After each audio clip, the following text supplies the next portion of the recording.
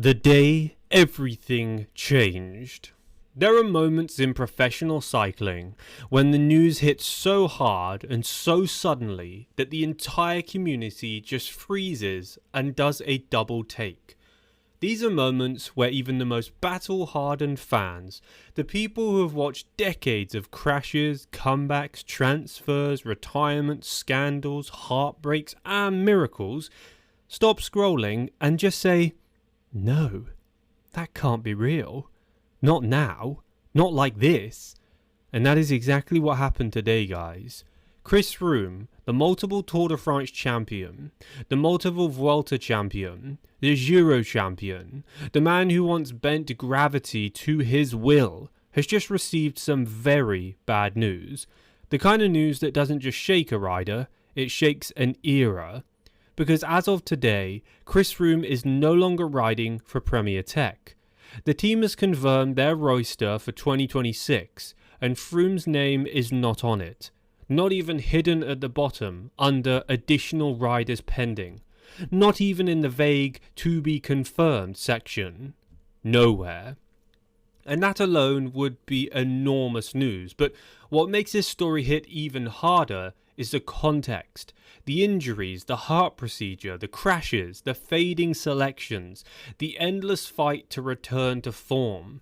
Because if this decision had come during one of Froome's prime years, it would have been shocking for entirely different reasons. Back then, dropping him would have been an act of madness, unthinkable, career-destroying for any DS who dared suggest it. But today, it feels like something else. It feels like the end of a battle has been fighting alone far too long. Let's rewind for a moment. Froome joined Premier Tech on a long-term contract, reportedly one of the most expensive deals in modern cycling. He arrived not just as a rider, but as a global symbol, the greatest stage racer of his generation. A man who had survived one of the most horrifying crashes ever recorded and was determined to return, to rise again, and to defy every medical expectation, every performance curve, and every age-related statistic. But, as the seasons passed, the results simply didn't come. The legs were willing, the mind even more so, but the body had limits. Limits carved by metal pins, broken bones, trauma, and perhaps the most overlooked of all, cumulative exhaustion. Years of pushing himself beyond what even elite endurance athletes consider reasonable. Years of living on the edge. Then came 2025, the year that everything collapsed at once. First, the crash at the UAE Tour, a bad one, a broken collarbone, painful but survivable. Froome had survived worse. He'd come back from worse. He'd flown over barriers at 60 k's an hour and lived to tell the tale. A collarbone was practically a warm-up problem in comparison. But then came his second crash of the year, the big one. The one that sent him to hospital with a collapsed lung. And it wasn't even during a tour. It was during training. He had multiple broken ribs and a fractured vertebrae. The one that made even the doctors take a step back and say, "This was close." The one that made fans whisper the word nobody wants to whisper, retirement. And then, as if fate hadn't already tested him enough, Froome revealed that he had undergone an emergency heart operation, a procedure to fix irregularities that had been affecting his breathing and power output.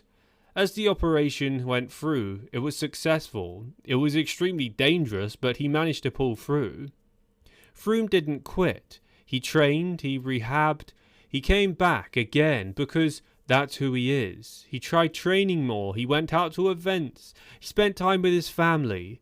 And now this.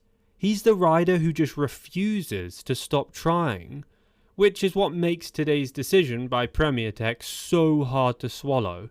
Not because it's unexpected, well it is, but it's because it confirms the one scenario everyone hoped would never arrive. The team posted a polite announcement thanking departing riders, and Froome's name was on that list. No quotes from him, no interview, no emotional farewell video, just listed quietly, almost clinically, and that hurts. Why? Because Chris Froome is not just another departing rider. He is Chris Froome, the man who shaped an entire decade of Grand Tour racing. But professional cycling is not sentimental. Teams operate on performance curves, budgets, data, and ruthless pragmatism. Premier Tech is entering a new era in their life. Their title sponsor has left, their organisation is restructuring, they're reinvesting themselves for 2026 and beyond. And in times like this, the most expensive riders are often the first to go, especially when they haven't delivered results on paper in years. Here's what the spreadsheets don't show. Froome did deliver something: perseverance, legacy, experience, and the kind of mental resilience that could inspire a younger generation. And yet, this is cycling, and cycling can be cruel. The moment his name wasn't on that roster, a wave of reactions hit the internet. Fans were shocked, critics smugged. "I told you years ago," they said, and commentators scrambled to understand the implications. Is this the end? Is this a team decision taken purely on financial grounds? Is this Froome stepping aside voluntarily, or is it a polite version of being pushed out? And the biggest question of all, what happens next? Before we can answer that, we need to look at the story behind the decision. Because Froome's departure didn't happen in a vacuum. It happened after a chain of events that left Premier Tech in a financial and structural crisis. The biggest turning point arrived earlier this year, when Premier Tech's main co-sponsor abruptly pulled out. The exact reasons remain unspoken in official PR language, but we all know why, and the CEO described the situation as untenable, and that one word sent shockwaves through the entire organisation. Sponsorship gone, team identity shifting, budget collapsing, staff restructuring and laid off. And in this upheaval, there were hard decisions to be made. It was inevitable. High-salary veteran riders almost always become collateral damage, not out of cruelty, but necessity. And so, here we are. Chris Froome, once the king of the Tour, is a free agent for 2026. But this is only half the story. It's about what comes next. What now for Chris Froome? Theories, future paths, and the legacy he leaves behind. There is something uniquely emotional about seeing a legend pushed out the door quietly. No grand farewell stage, no final send-off ride, no ceremonial parade down the Champs-Élysées, just a name on a list of departing riders. But, while Premier Tech may be moving on, the question cycling fans are asking loudly is, does Chris Froome move on too? And suddenly, theories are flying everywhere. Let's go through some of them. Theory 1 is that Froome retires officially and steps into a leadership or ambassador role. Froome is 40. He has had some of the worst injuries ever since modern cycling. He survived a crash that could have easily have ended his career or much worse. He underwent a heart procedure. He hasn't had a major result since joining Premier Tech. And even before this latest news, retirement speculations were already strong. Now it's louder than ever. Many fans assume that Froome's next move is to retire quietly and step into a role with a manufacturer, a race organiser, an academy, or perhaps the national federation. He's articulate, charismatic, intelligent, and passionate about mentoring young riders.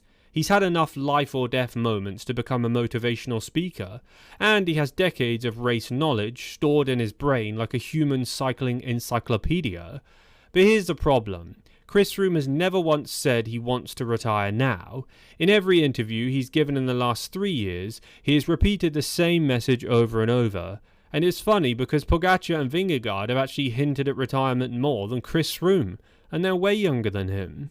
Chris has said stuff like, "I want to keep riding. I want to get back to my best. I still believe I can perform."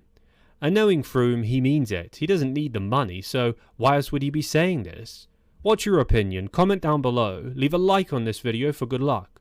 Subscribe if this is your first time here to stay up to date with my daily videos on cycling news. Catch you guys tomorrow.